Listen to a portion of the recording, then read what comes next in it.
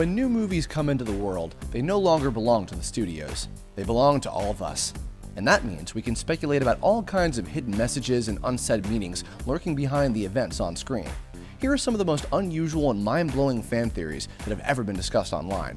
After hearing them, you probably won't be able to see these movies in the same way again, because you'll be wearing a tinfoil hat. Heath Ledger's Joker is a war veteran. Heath Ledger's performance as the Joker in 2008's The Dark Knight is difficult to forget, having earned him a posthumous Oscar for Best Supporting Actor. But there might be more to his backstory than we realize. One of the most popular fan theories suggests that the Joker is an Iraq war veteran. It explains his facial scarring and his tortured psyche, plus his ability to put tactical plans into operation and his familiarity with explosives and firearms.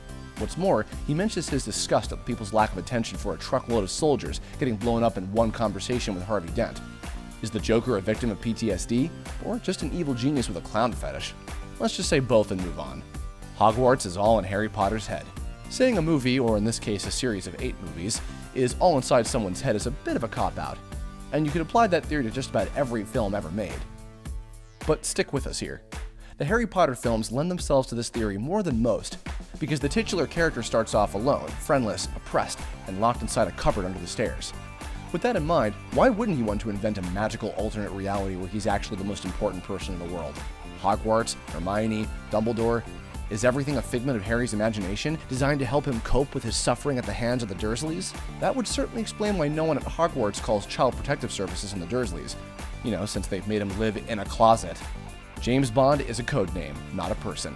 Quite how the world of James Bond works isn't particularly clear, because it seems as though we're expected to assume all these adventures are happening to the same guy, even as the years pass around him.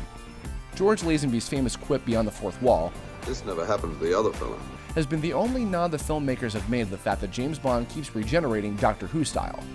What about this? What if James Bond isn't an actual spy at all, but rather a code name passed down from agent to agent? It seems to work for M and Q, so why wouldn't it work for James Bond himself? It's a compelling argument when you start to think about it. Learning to like the same kind of martini must be covered during orientation. Childs is the Thing.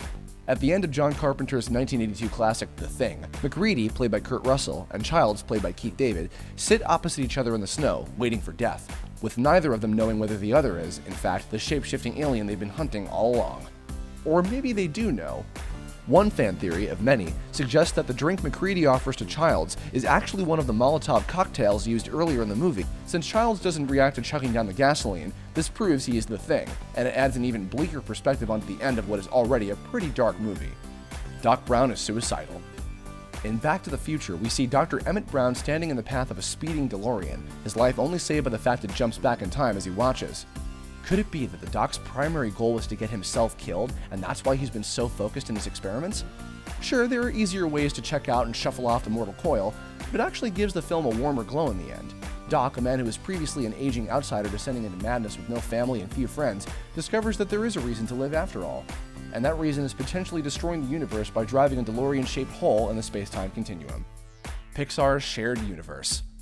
On the surface, Pixar movies might not seem to have much in common beyond a studio logo and cutting-edge CGI, but if you stop and think about it, really think about it, the idea that every single one of these characters inhabits the same universe starts to make a lot of sense.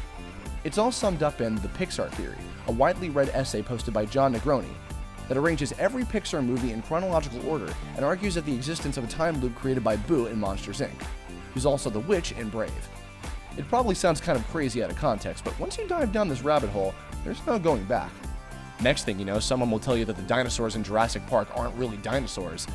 Oh wait. Jurassic Park's dinosaurs aren't real. Okay, the Jurassic Park dinosaurs are cool, but they differ from real-life dinos in a number of ways. Some of which have been explained away by the park's overlord, John Hammond, who said he arranged to have the extinct creature's DNA spliced with genetic material from frogs. But what if Hammond was performing a different kind of experiment? Specifically, what if there wasn't ever any dinosaur DNA involved, and the whole thing was just a cover for a Dr. Moreau-style lab setup to create elaborate fakes? Same blockbuster thrills, but with an added sinister undertone, especially when you consider that the crazy old freak invited his grandchildren to his island of genetic horrors. Sending a car with cash in it is always a good gift option, Grandpa. Alien and Firefly take place in the same universe.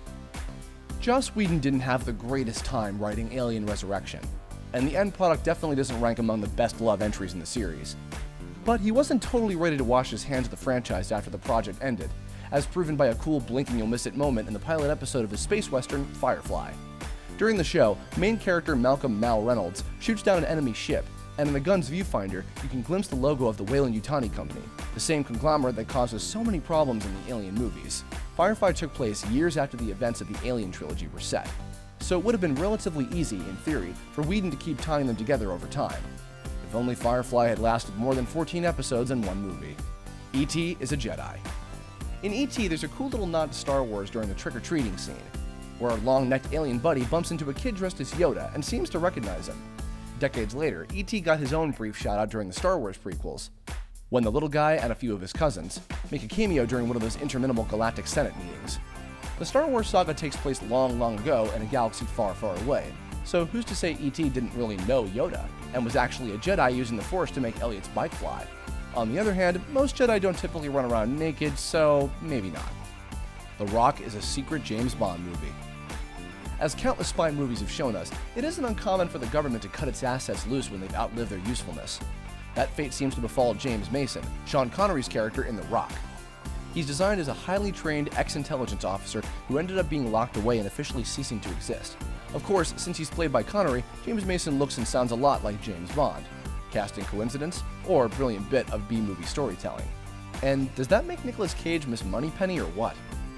Now before we go, here's a bonus, 2 fan theories that actually turned out to be true. Quentin Tarantino's cinematic universes.